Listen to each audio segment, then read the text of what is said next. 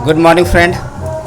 चलिए आज क्लास 8 का चैप्टर का नाम है मेंसुरेशन और जो चैप्टर नंबर 11 है। क्लास 8 के एनसीईआरटी का बुक का मैथ का एक चैप्टर है मेंसुरेशन, चैप्टर 11 क्लास 8 का है।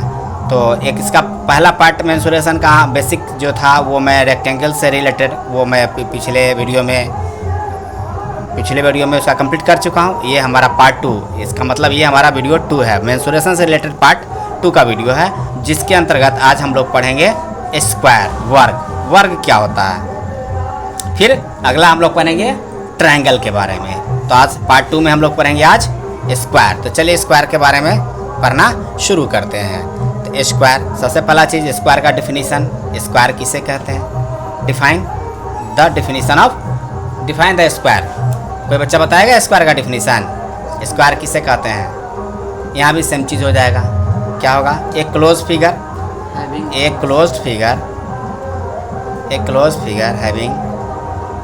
हैविंग कितने साइड होंगे इसमें, 4 sides and it's all sides are equal and opposite sides are, its all sides are equal। बस इतना ही रहने दे। its all sides are equal, it's called square.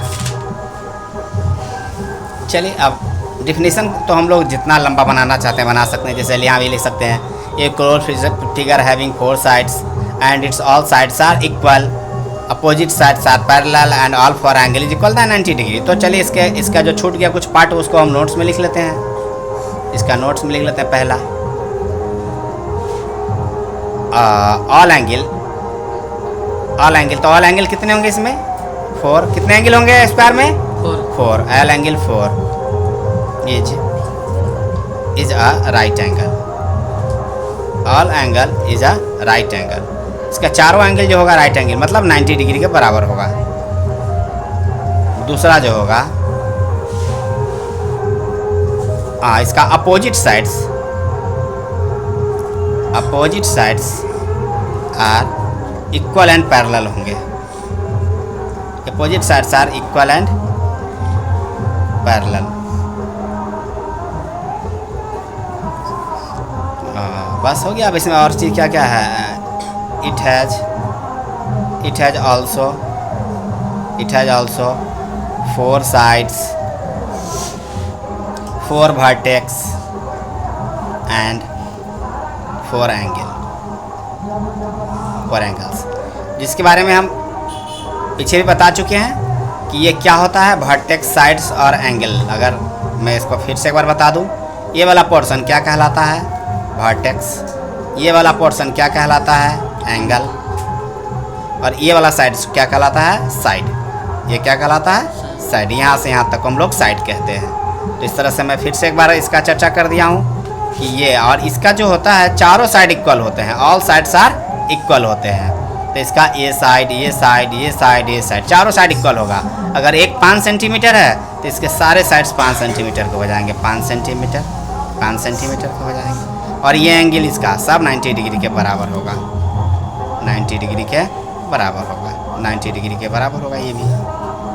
बस ये था हमारा रेक्टेंगल स्क्वायर से रिलेटेड कुछ इम्पोर्टेंट बातें। चलिए अब इसके कुछ फार्मूला से रिलेटेड कुछ बातें हम लोग सॉल्व करके देखते हैं। तो चलिए अब आ जाइए, इसके हम कुछ फार्मूला पर फार्मूला को डिराइव करते हैं। फार्मूला, सूत्र जिसको हम बोलते हैं सूत्र क्या होता है। तो फिर चलिए हम इसके पहले पेरीमीटर को ही डिराइव करके दिखाते हैं। पेरीमीटर का हिंदी तो आप लोग शायद जानते हैं, जिसको हम लोग क्या कहते हैं, परिमाप। यहाँ भी हम लोग सेम फार्मूला यूज करेंगे पेरीमीटर का। क्या होता है, पेरीमीटर बराबर होता है सम ऑफ ऑल साइड। तो देखिए कैसे हम इसका फार्मूला डिराइव कर देते हैं, सम ऑफ ऑल साइड। तो इसमें कितने साइड होते हैं, 4। एक साइड को अगर हम मानते हैं L प्लस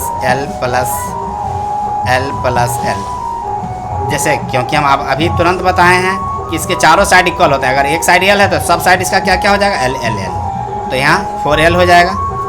इट मीन्स इसका जो पेरीमीटर हो जाएगा 4 इंटू एल, या इसको हम लोग ऐसे भी करते हैं 4 इंटू साइड। तो इसका पेरीमीटर हो गया 4 इंटू साइड। देखिए कैसे डिराइव हो गया। अब दूसरा आइए, अब एरिया से रिलेटेड।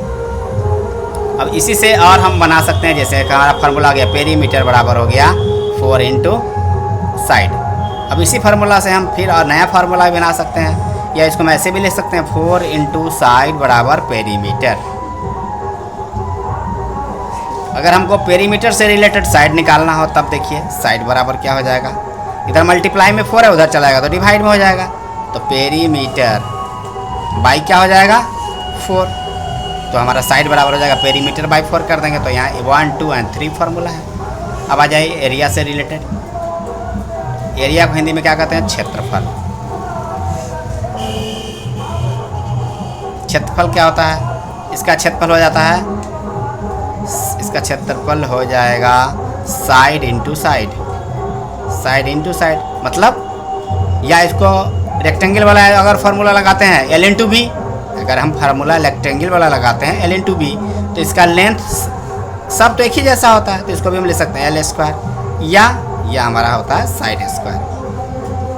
तो इस तरह से इसका क्षेत्रफल एरिया जो हो जाएगा वो क्या हो जाएगा, ए स्क्वायर हो जाएगा। तो ये था कुछ हमारा रेक्टेंगल से रिलेटेड चीज़ें। चलिए फिर मैं बस आज इसमें इतना ही, फिर अगले अगर नहीं थोड़ा सा देखिए इधर, अगर यहाँ हम एरिया बराबर लिखते हैं एल स्क्वायर मतलब साइड स्क्वायर, एरिया बराबर अगर हम लिखते हैं साइड स्क्वायर, तो अब इस तरह से इसको हम साइड स्क्वायर बराबर लिख सकते हैं एरिया, या अगर इससे अगर हम मुझे निकालना हो साइड बराबर, तो साइड बराबर हो जाएगा एरिया का क्या हो जाएगा रूट अंडर, स्क्वायर हटता है तो क्या लग जाता है, स्क्वायर रूट लग जाता है। तो साइड बराबर क्या हो जाएगा, स्क्वायर रूट एरिया का स्क्वायर रूट। अब इस फार्मूला से भी, इस फार्मूला का भी कभी कभार यूज़ होता है। तो ये हमारा बस आज के वीडियो में इतना ही, फिर मिलते हैं अगले वीडियो में।